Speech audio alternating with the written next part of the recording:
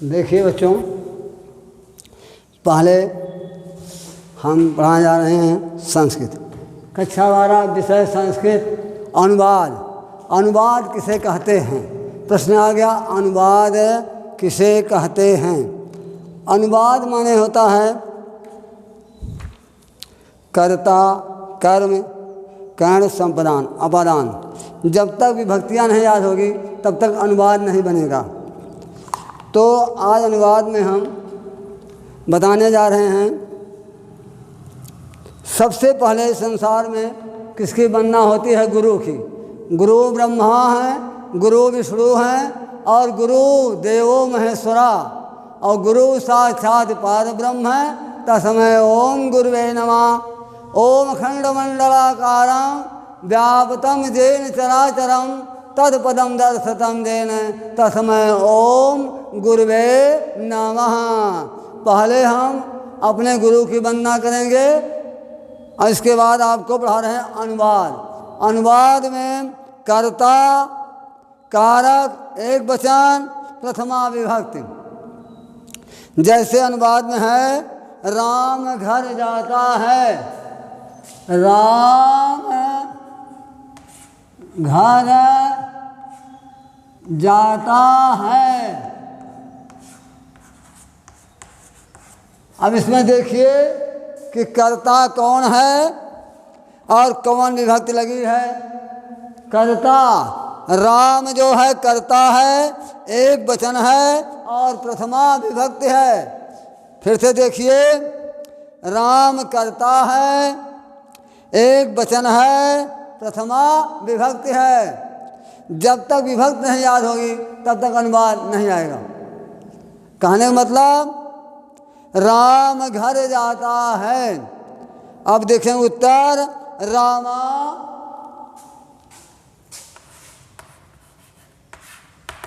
घर की क्या संज्ञा होती है? गृहम। यहाँ पर क्यों हो गच्छति हो जाएगा? क्योंकि राम एक है, एक वचन है और प्रथमा विभक्ति है। तो रामः गृहम गच्छति।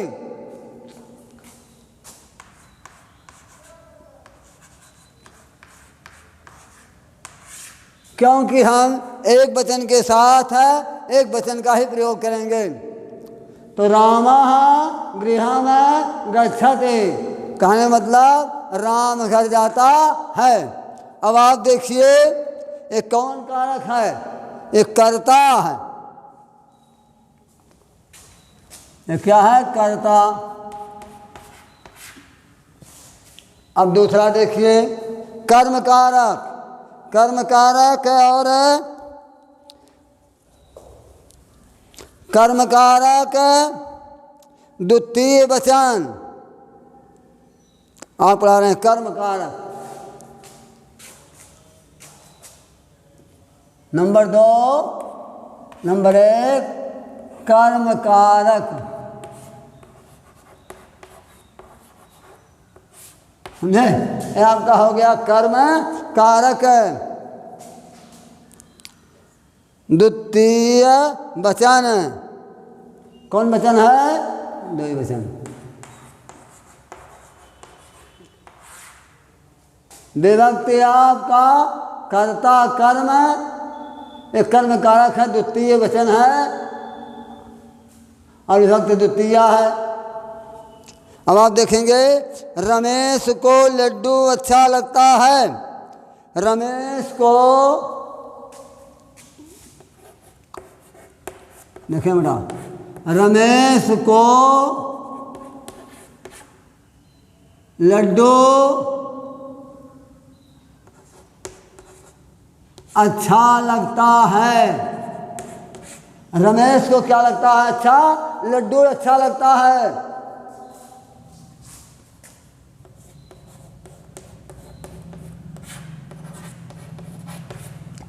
अब देखेंगे, द्वितीय विभक्ति है, दो वचन है। रमेश को लड्डू अच्छा लगता है, ये आपका कर्म कारक हो गया। रमेशम उत्तर में क्या लिखेंगे आप? रमेशम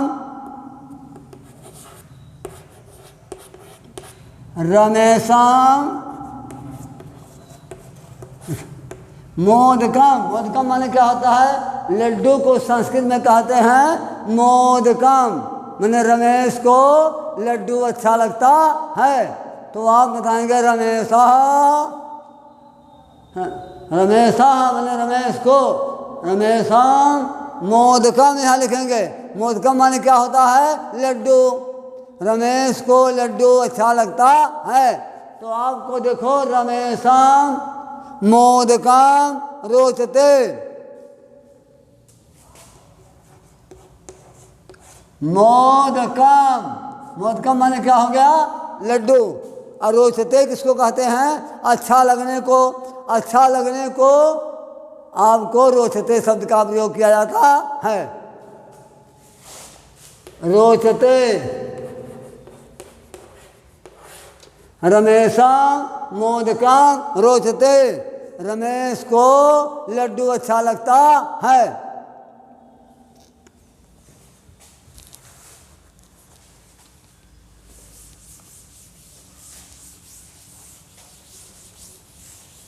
देखिए अब हम प्रयोग करने जा रहे हैं कर्णकारक तृतीया विभक्ति। तीसरा क्या है? कर्णकारक तृतीया विभक्ति।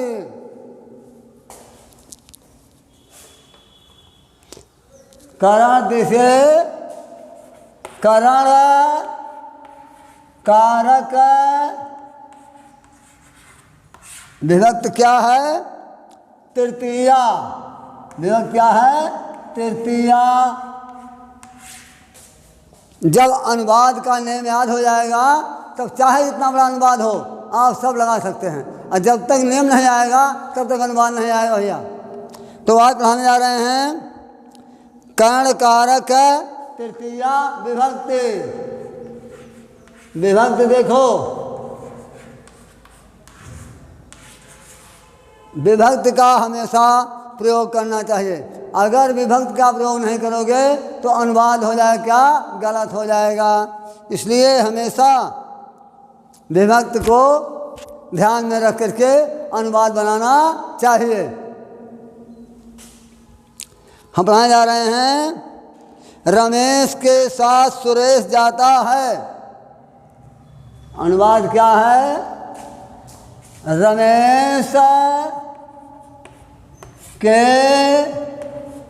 साथ सुरेश क्या होता है? जाता है। रमेश के साथ कौन जा रहा है बेटा? सुरेश जा रहे हैं। तो रमेश के साथ सुरेश जाता है। नेम क्या है? सहयुक्ते तृतीया। साथ जाने में तृतीया का प्रयोग होता है। लिख लीजिए, साथ जाने में, साथ जाने में तृतीया विभक्ति विभक्ति का प्रयोग होता है। समझे? तो साथ जाने में क्या होता है? तृतीया का प्रयोग होता है। तो देखें, हम लिखें क्या? रमेशम सह। अनुवाद है उत्तर रमेशम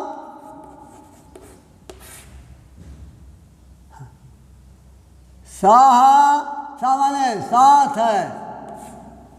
रमेश के साथ सुरेश जाता है।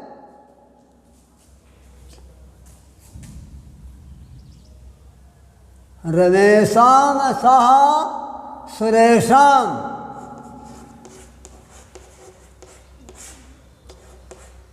गच्छते, क्योंकि रमेश के साथ सुरेश जाता है। रमेशं सह सुरेशम गच्छति।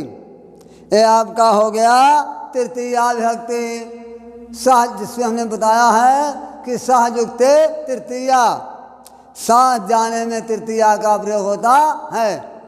आई बात, रमेश के साथ सुरेश जाता है। रमेशं सह सुरेशम गच्छति। रमेश के साथ सुरेश जाता है।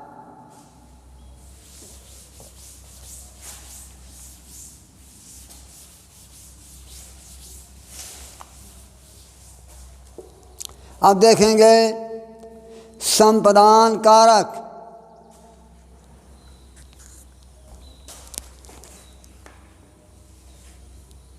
नंबर 4,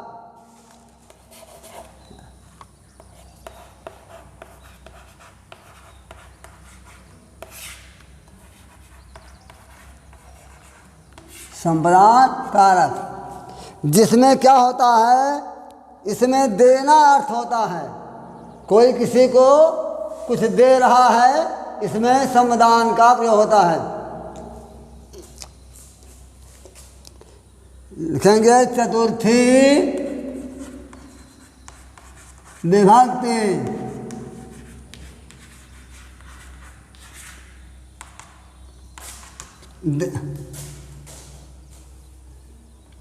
जिस विभक्ति में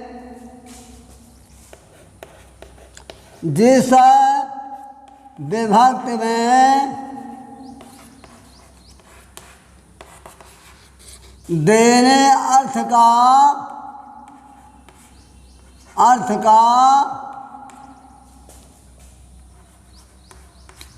प्रयोग होता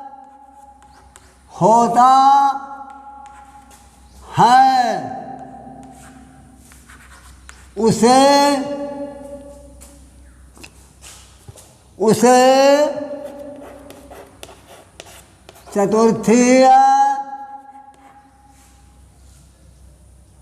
चतुर्थीय विभक्ति कहते हैं। कौन सी विभक्ति कहते हैं? चतुर्थी विभक्ति कहते हैं। जिस विभक्ति में देने अर्थ का प्रयोग होता है, उसे चतुर्थी विभक्ति कहते हैं। अब हम चतुर्थी विभक्ति के बारे में आप लोगों को बता रहे हैं। जैसे विभक्ति तो हो गई, लेकिन अब जैसे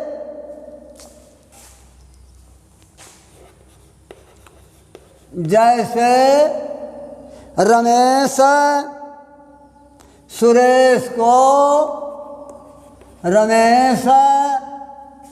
सुरेश को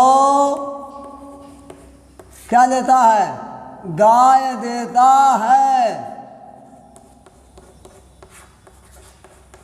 इसमें समझे आप, देना अर्थ है भाई।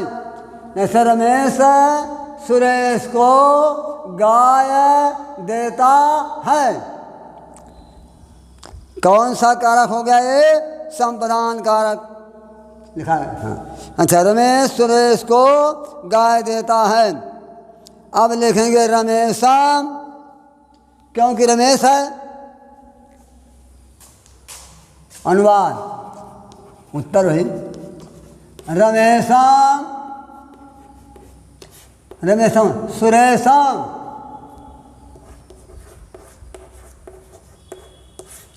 गोदलाल। क्यों? कि रमेश सुरेश को गाय देता है। कहने का मतलब इसमें है चतुर्थी विभक्ति है, जिसमें देना अर्थ का प्रयोग होता है।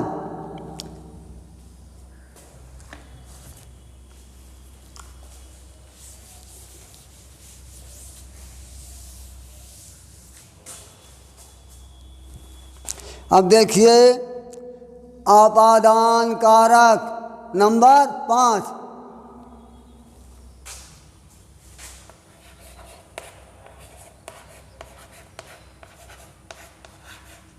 आपादान कारक।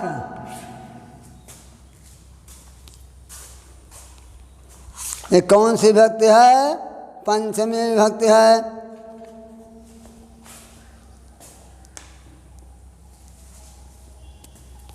विभक्ति माने पंचमी,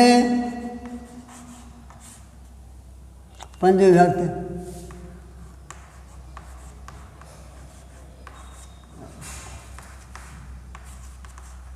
पंचमी विभक्ति।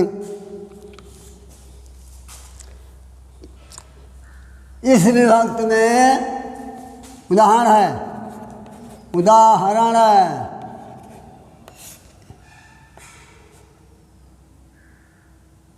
जिस विभक्ति में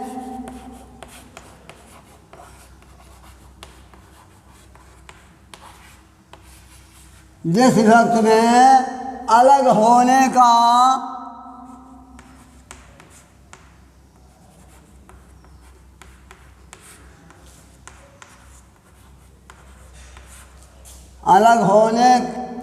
का बात होती है, बात होती है, वहाँ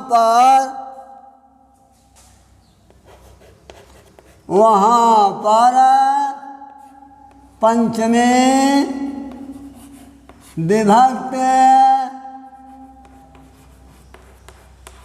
का प्रयोग होता है। जिस विभक्ति में, हाँ, जिस विभक्ति में अलग होने का बात होती है, वहाँ पर पंचमी विभक्ति का क्या होता है? प्रयोग होता है।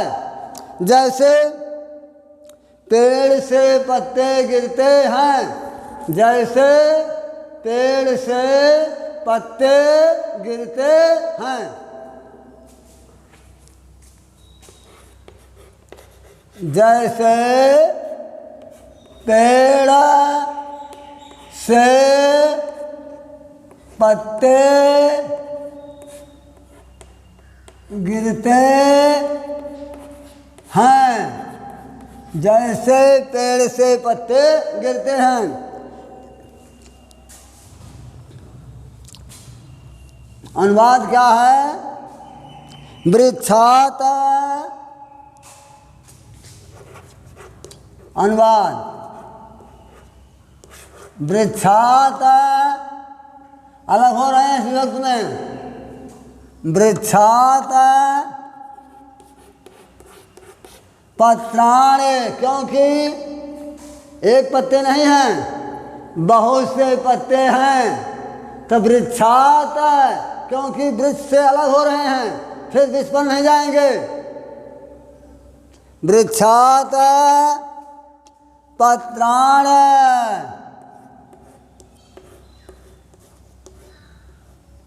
क्या हो गए? पतंत हो गए, क्योंकि बहुवचन का प्रयोग होता है। वृक्षात पत्राण पतन्ति,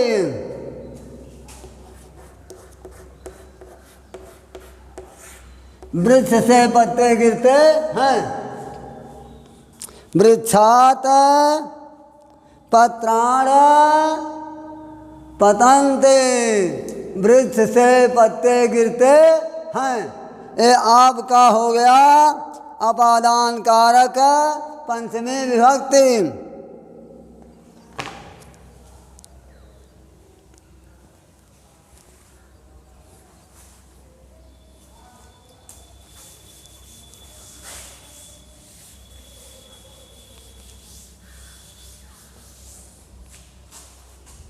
चलो अब संबंध कारक, संबंध कारक षष्ठी विभक्ति नंबर 6।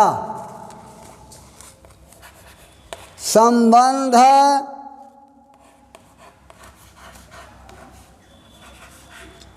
संबंध कारक, संबंध माने मेल,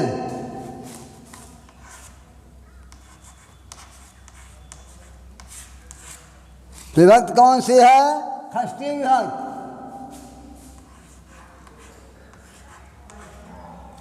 षष्ठीय विभक्ति।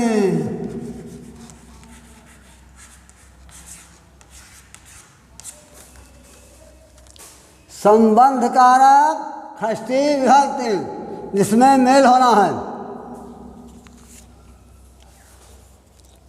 उदाहरण है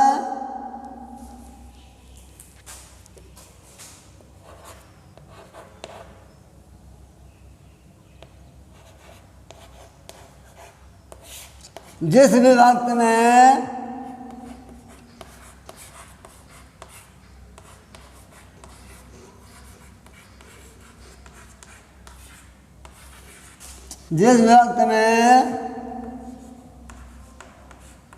आपस में मेल होने की बात पाई जाती है,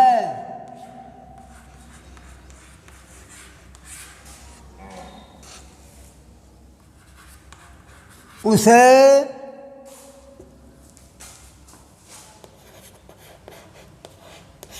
संबंध कारक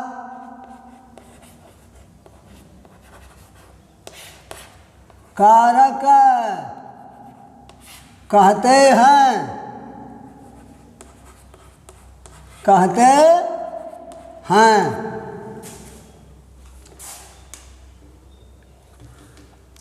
जैसे या घर मोहन का है,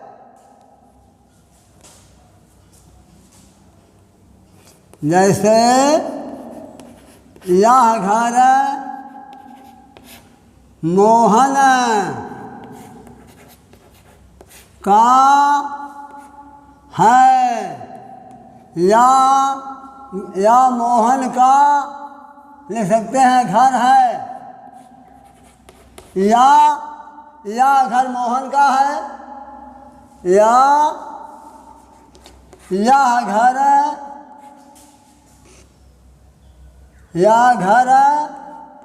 मोहन का है। बात दोनों ही एक ही है। अनुवाद है अयं गृह या घर या मोहन का घर है, या घर मोहन का है, का है, या मोहन का घर है, या घर मोहन का है। दोनों एक ही बात हुई। अनुवाद देखेंगे। अनुवाद या उत्तर अयं मोहनस्य, षष्ठी है, मोहनस्य का हो गया, जैसे काकी के रारी रे। अब आ गया बात क्या कि या घर मोहन का है, यह घर मोहन का है, या मोहन का घर है, या घर मोहन का है। दोनों के बाद अयं मोहनस्य गृहम् अस्ति, अस्ति माने है, क्योंकि मोहन का और घर से क्या है? विशेष संबंध है। हम बताने जा रहे हैं अधिकरण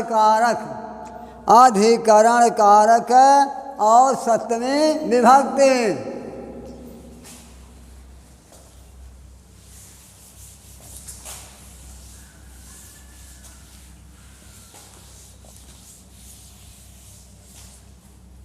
देखो, अधिकरण कारक सप्तमी विभक्ति नंबर 7।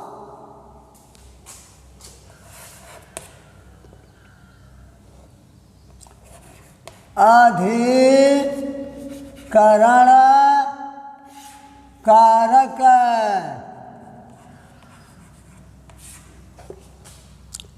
सप्तमी विभक्ति विभक्ति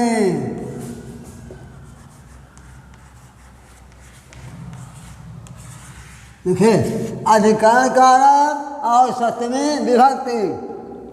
जिस कारण में जिस कारक में उदाहरण है लिख दे रहे हैं, जिस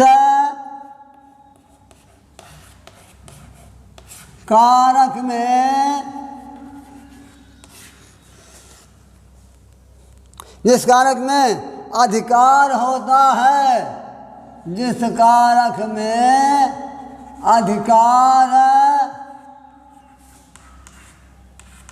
होता है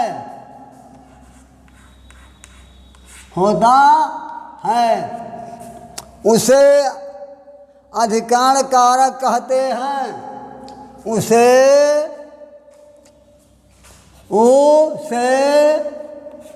अधिकरण कारक कहते हैं। क्या लिखे? जिस कारक में अधिकार होता है उसे अधिकरण कारक कहते हैं। जैसे उदाहरण आ गया बेटा, जैसे राजा सिंहासन पर बैठता है, जैसे राजा सिंहासन पर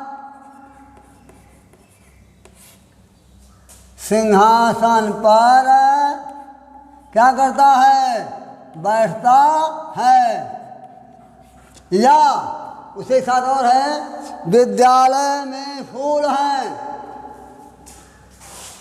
विद्यालय में फूल हैं। देखो बेटा, एक फूल नहीं है, विद्यालय में फूल हैं लेकिन एक फूल नहीं है। कितने फूल हैं? बहुत से फूल हैं। तो हम लिखें क्या? निपाह। देखो बेटा, पहले का है राजा सिंहासन पर बैठता है, पहले लिखा रहे हैं निपाह। जैसे निपाह, निपाह माने राजा, निपाह माने क्या होता है? राजा सिंहासन पर, इसका आधार क्या है? मैं पर, सिंहासने,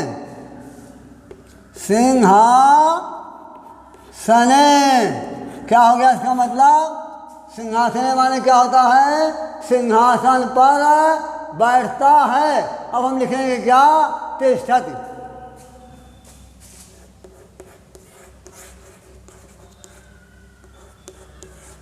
क्योंकि राजा एक है, सिंहासन एक है, बैठने वाला भी एक है, तो निपाह सिंहासने तिष्ठति। क्या मतलब है? कि राजा सिंहासन पर बैठता है। लेकिन दूसरी बात क्या है? फिर अनुवाद आ गया, विद्यालय में फूल हैं। एक फूल नहीं है, बहुत से फूल हैं।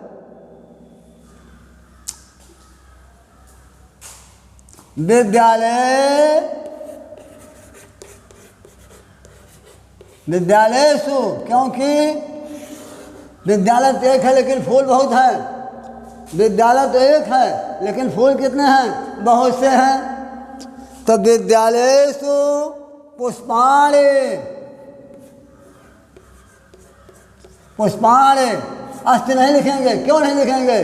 कि बहुत से फूल है ना, इसलिए विद्यालयेषु पुष्पाणि क्या लिखेंगे? संत लिखेंगे। क्या लिखेंगे? संत लिखेंगे। विद्यालयेषु पुष्पाणि सन्ति। में पर क्यों? यहाँ में पर का प्रयोग होता है। सप्तमी विभक्ति में हमेशा देखो में और पर का विभक्त होता है, हमारे कहने मतलब ये है कि राजा सिंहासन पर बैठता है तो निपाह सिंहासने तिष्ठति। और दूसरा अनुवाद क्या है, विद्यालय में आ गया सती भक्त, विद्यालयेषु पुष्पाणि सन्ति।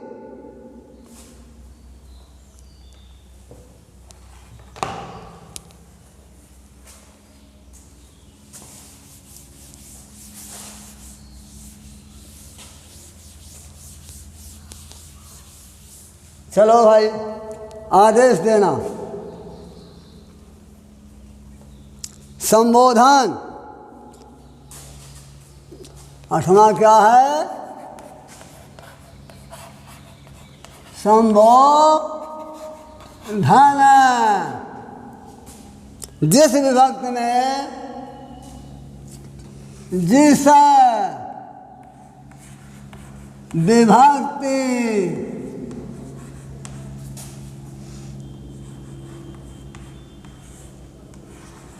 जिस विभक्ति में आदेश दिया जाता है,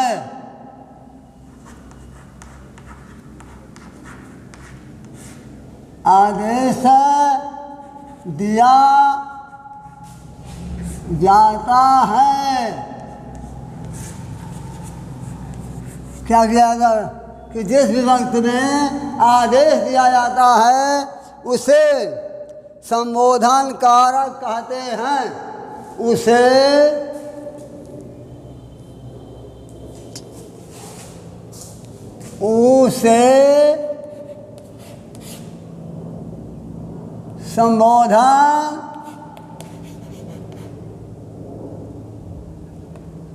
संबोधन कारक कहते हैं।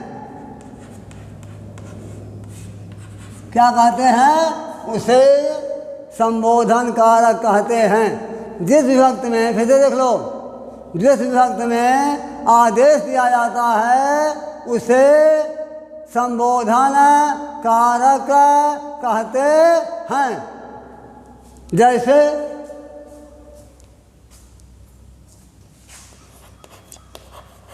जैसे हे राम तुम घर जाओ, हे राम तुम घर जाओ, हे राम तुम घर जाओ। इसमें देखो आदेश हो गया। उदाहरण है अनुवाद।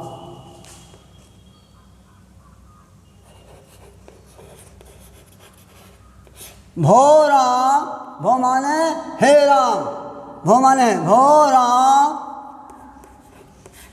तुम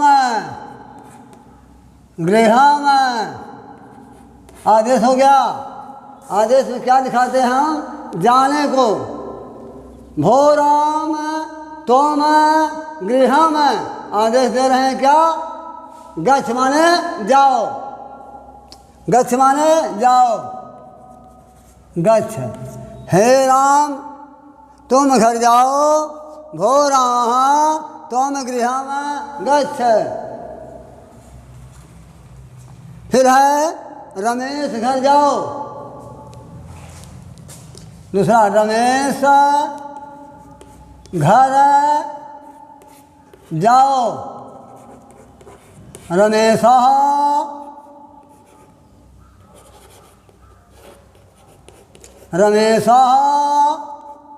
गृह गच्छ। रमेश घर जाओ, दोनों की एक ही बात है। हे राम तुम घर जाओ, हे रमेश घर जाओ। चाहे से जाने अर्थ में हमेशा संबोधन कारक का प्रयोग होता है, अर्थात आदेश दिया जाता है।